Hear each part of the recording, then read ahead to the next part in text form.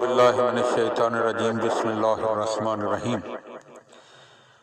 غیبت امام زمانہ کی پہلی قسم غیبت صغریٰ میں امام علیہ السلام کے جو نائب گزرے ان میں سے چوتھے نائب، ان کا اسم گرامی علی ابن محمد کنیت ابو الحسن اور لقب السامری ہے۔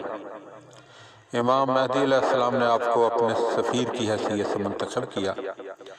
امام مہدی علیہ السلام نے تیسرے نائب خاص جناب حسین بن روح کو حکم دیا کہ وہ علی ابن محمد السامری کو اپنا قائم مقام بنائیں، اور حسین بن روح نے امام علیہ السلام کے حکم کی تعمیل کی۔ علی ابن محمد السامری کی شخصیت سورج سے بھی زیادہ روشن ہے اور ان کی وثاقت مشہور ہے۔ آپ کی کرامات میں سے ایک یہ ہے کہ آپ نے شیخ صدوق علیہ رحمہ کے والد گرامی کی وفات کی خبر دی، جبکہ آپ خود بغداد میں تھے اور جناب شیخ صدوق کے والد گرامی شہر رائے یعنی تہران میں تھے۔ آپ کے پاس شیعوں کی ایک جماعت بھی موجود تھی۔ انہوں نے وقت، مہینہ اور دن نوٹ کر لیا۔ 17 دنوں کے بعد خبر آئی تو ان کی وفات کا بالکل وہی وقت، دن اور تاریخ تھی۔ ابو الحسن علی ابن محمد السامری کی وفات کے ساتھ یہ سفارت منقطع ہو گئی، غیبت صغریٰ ختم ہو گئی اور غیبت کبریٰ کا دور شروع ہو گیا، جو آج تک ہے اور جن عنقریب امام مہدی علیہ السلام کے ظہور سے ختم ہو جائے گا۔ السامری کی وفات سے 6 دن پہلے امام زمانہ علیہ السلام کی طرف سے ایک توقیع صادر ہوئی۔ اس میں آیا: شروع اللہ کے نام سے جو بڑا مہربان اور بے پناہ رحم کرنے والا ہے۔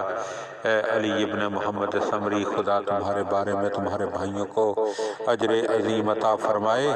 6 دن کے اندر تمہاری وفات ہو جائے گی، پس اپنے امور سمیٹ لو اور اپنے بعد کسی کو اپنا قائم مقام نہ بنانا۔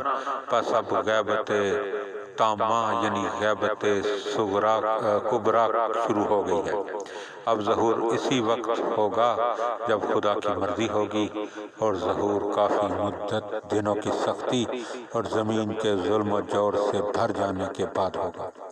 جناب علی ابن محمد السامری نے یہ توقیع لوگوں کو پیش کی، انہوں نے اسے لکھ لیا، اور جب 6واں دن آیا وہ جناب علی ابن محمد السامری کے گھر پہنچے تو انہوں نے دیکھا کہ وہ حالت سکرات میں ہیں، اور ان سے پوچھا گیا کہ آپ کا وصی کون ہے؟ جناب السامری نے فرمایا یہ امر خدا کے حوالے ہے اور وہ اپنے امر میں پہنچا ہوا ہے۔ یہ آخری بات تھی جو ان سے سنی گئی۔ اس کے بعد ان کی وفات ہو گئی۔ ان کا سال وفات 329 ہجری تھا۔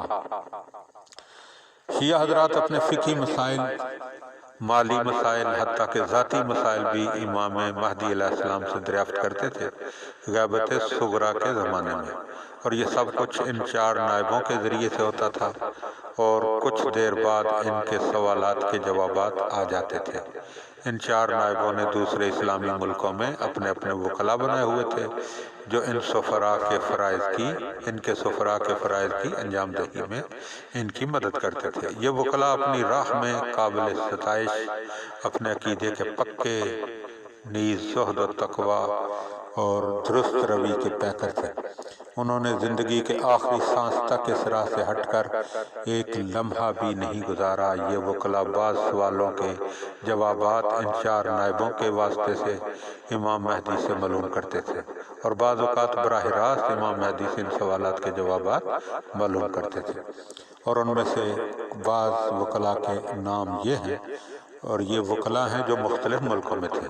نمبر 1 حاجز بن یزید کلب الوشا، ابراہیم ابن مہدیار، محمد بن ابراہیم بن مہدیار، احمد بن اسحاق قمی، محمد بن جعفر اسدی، قاسم بن العلا، حسن بن قاسم بن العلا اور محمد بن شاذان۔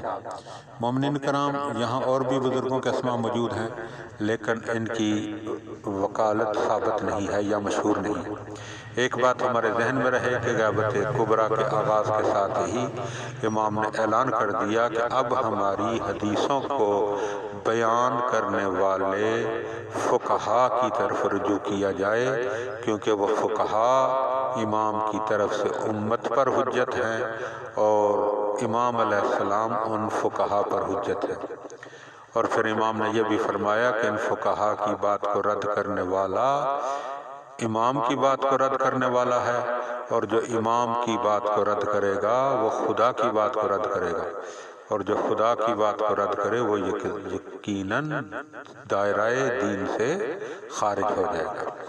لہذا آج کے دور میں جب کہ ہم غیبت کبریٰ کا زمانہ گزار رہے ہیں، آج بھی ممکن ہے کہ کچھ لوگ اس طرح کا دعویٰ کریں کہ جی آپ اپنے سوال ہمیں دیا کریں، ہم آپ کو امام سے نعوذ باللہ پوچھ کر بتائیں گے۔ تو ایسی کوئی صورتحال نہیں ہے۔ مومنین کو دھوکے میں نہیں رہنا چاہیے، اس چیز کی طرف خاص توجہ دینی چاہیے، کیونکہ غیبت کبریٰ میں کوئی بھی امام علیہ السلام سے اگر ملاقات کرے اور امام علیہ السلام اسے کوئی حکم دیں تو وہ حکم اس کے لیے ہوگا اور دوسروں کے لیے وہ حکم حجت نہیں ہوگا۔